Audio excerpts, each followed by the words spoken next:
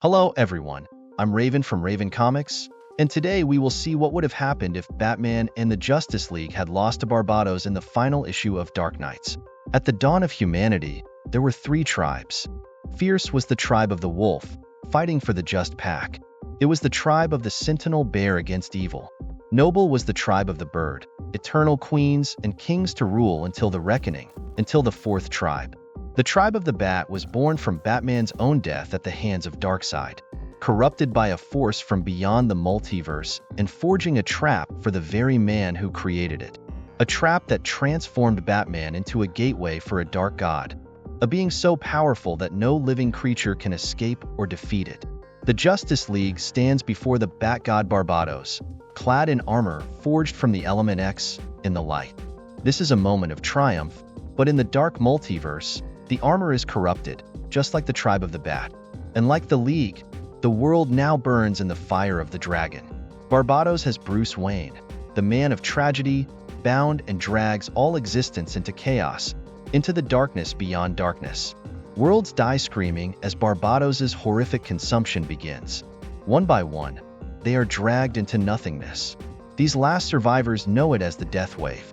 It is the last quick and terrible breath of existence, and it is fleeting. All will be consumed, except for Barbatos.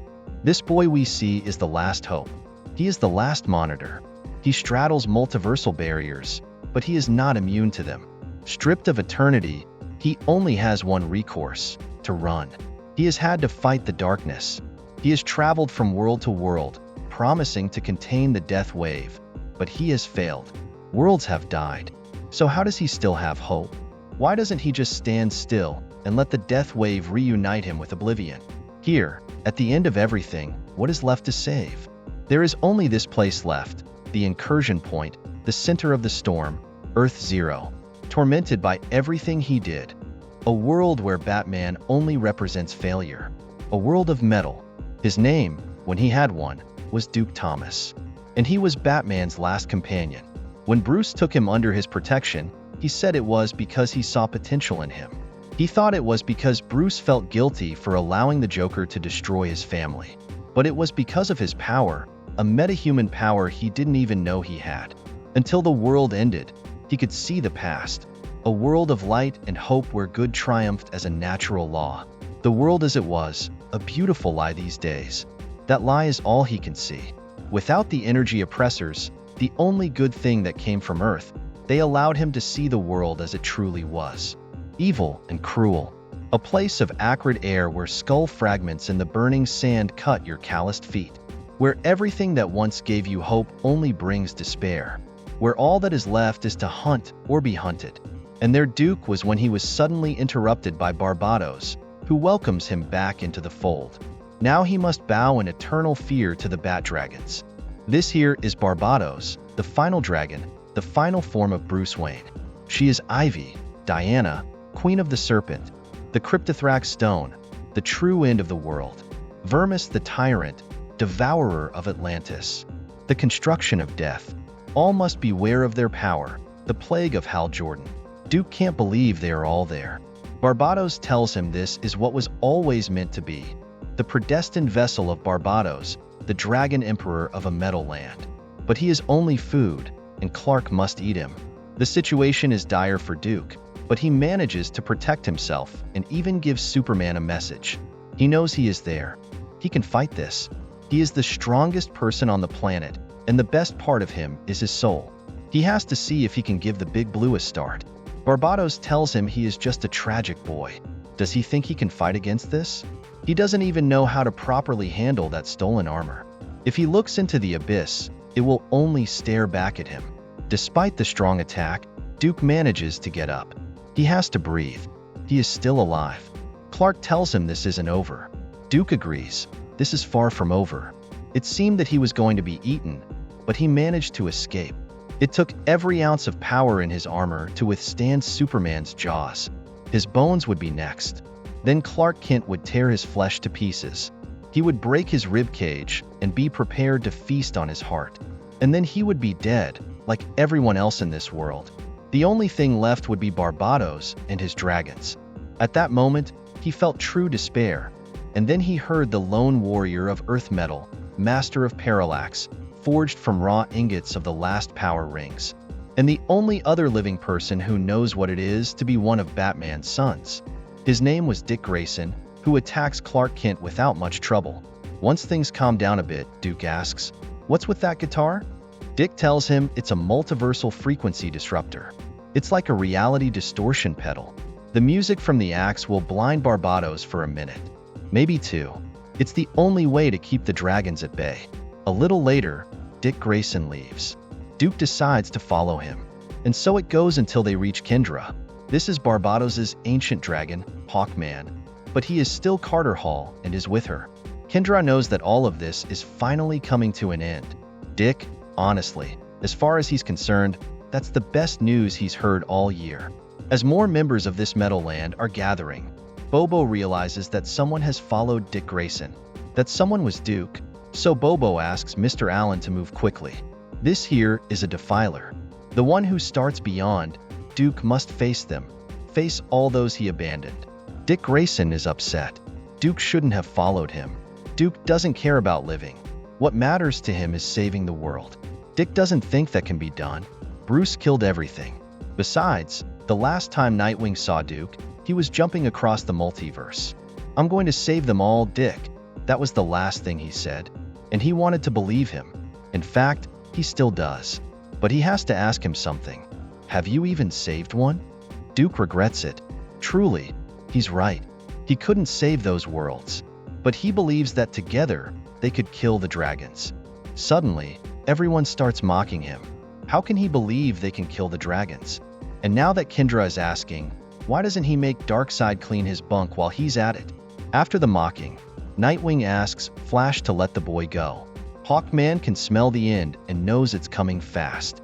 It's not like they had anything else to do.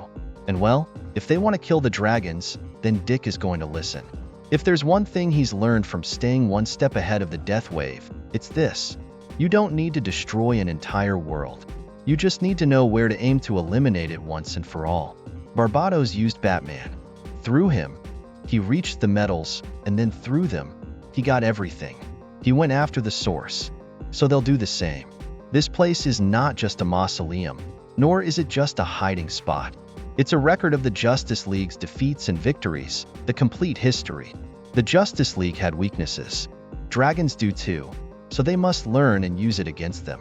Strike once, exactly where it hurts. Even if the wave of death comes, they will ensure that good makes one last stand. If only a memory remains, it will be of them. And they won't be a bunch of hollow survivors living in the corpse of the old world. They will be the Justice League. Dick thanks them. It's easy to forget in this place.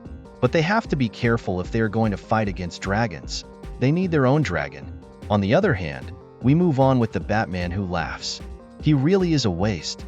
The Joker dragon. Barbatos had high hopes for him. So much potential, but he never lived up to it. Good thing he is theirs now. He is their present, their reward. After all, Batman needs a Joker, and they would have been perfect together, except for one impossible problem. He's not funny. This Batman who laughs has barely made him laugh. He supposes he'll just be a trophy kept by him in this sacred place, designed by a sane Bruce Wayne, but built by a better one. His throne, his citadel, and his laugh of justice. While the Batman who laughs was distracted, Nightwing and the others were preparing to attack. But before they can do so, they are stopped by the Batman who laughs, who uses Zatanna's power and, with a few magic words, freezes them in place. This isn't even the Batman who laughs' birthday, but everyone has given him a gift. These are the hawks he always knew would come. After all, they are birds of prey, and he is the only delicious bait. He doesn't know which of the speedsters this Flash is, but he's become almost as bad as the death wave itself. They were all supposed to be trapped, but there was still someone yet to appear. That someone was Dick Grayson, who cut the chain of the Joker dragon. The latter takes advantage of his newfound freedom to attack the Batman who laughs. Even that is a better death than the ones we've seen before. The Joker dragon starts to mock him. Duke asks him not to act too quickly because he only has one of three options. He can try to eat him, and they will kill him. He can fly away, and Barbatos will kill him. Or he can fly with them, take them to Barbatos Mountain, and most likely, they will all die there. But if the two of them are lucky, they will kill the god first. It seems the Joker has accepted after all, now that he has killed the Batman who laughs. He is the only one in this place who is now laughing. They have a deal, but Nightwing mustn't forget to bring that axe. A little further ahead, they are all united to fight against Barbatos' dragons. As the battle begins, Flash tries to communicate with Jordan. The beast burns from its soul. It is the spark. He must lend a hand. Let them save themselves. The battle continues to rage. Bobo is the one who attacks Wonder Woman. On the other hand, Hawkman is the one who goes for Aquaman. He will keep fighting and send this fish back to the sea. In Bobo's battle against Wonder Woman, Bobo has taken the lasso of truth to bind her, and she can feel it. She can finally see the truth of what she has become, because she can finally see the truth about them.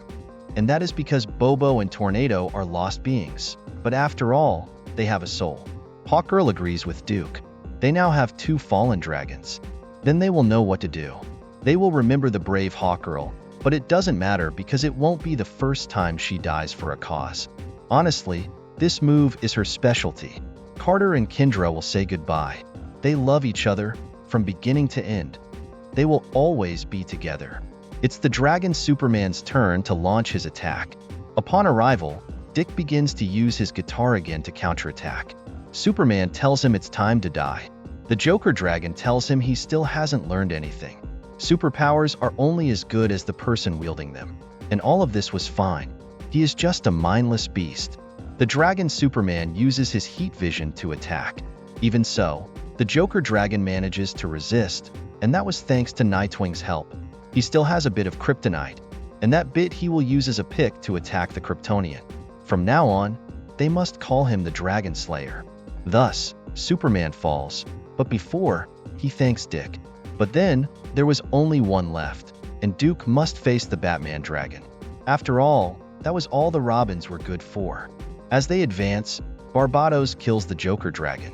Duke manages to escape alive and tells him he was never his Robin. His words hold truth. The Robins were his sons, and he was just a tool on his belt. Duke was falling from a great height, hoping his armor would give him one last ride. It seems it's going to work, and a portal opens. Duke appears behind him and tries to attack. For now, he fails to cause any damage. Barbatos continues talking. After all, he was loyal to Bruce, so he will make him an offer. To be reborn with him to the music of the end, to join him in the wave of death. They don't have to fight. He is his nature. His destiny is unalterable. His journey is one of hopelessness. His armor is nothing. His allies are already dead, and he still keeps fighting. Why does he keep hoping, even in the face of total darkness? And does he think that makes him just? Hope doesn't make him a hero. It makes him a fool. Duke knows all of that is lies. What he's doing makes him Batman. The teleportation in his armor tightens against the power of Barbatos' music. But without the death harmony of his dragons, he can move between measures. He can make a portal within his skin. He can feel the heartbeat at the center of the song. The man he loved as a father, the man who drove the end, he pulls him from that place. He pulls him out from the cavernous throat of the dragon and ends the rhythm forever. His name was Duke Thomas, and this is the last chapter of his world. Barbatos, Bruce Wayne. 2 names for a being who forced his tortured soul into all of reality. Even with him dead, the wave of death fills the sky. The walls of reality break, leaving everything unprotected, falling into darkness with everything else. But he will not be unprotected. He will use every piece of his death. He will use all his advantages.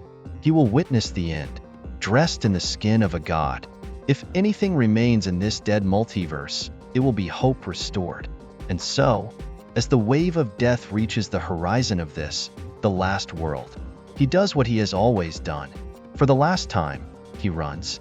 And he will run to stand before Tempest Fuginaut. Tempest can see him. Of all the worlds he has seen destroyed, of all the heroes who have fallen, he is Duke Thomas, who survives. The man who fought against all odds. The hero of the dark multiverse. Duke doesn't know who he is, but they need to clarify something. Worlds lived. Worlds died. Everything ended. The multiverse is ashes, and he just watched. Batman. The The Last Monitor, Duke Thomas, Signal, every hero from the 52 worlds, every villain from 2 multiverses. They are all dead, but he isn't. As the darkness consumes everything, he has finished running. There is no fear or hope left, only darkness and the monsters that hide. And he will go out to hunt them through the multiverse. For now, he will be known as the Last Knight. Thank you very much for watching this video. Don't forget to comment, like, and subscribe for more content like this. I'm TJ Prime, and see you in the next video.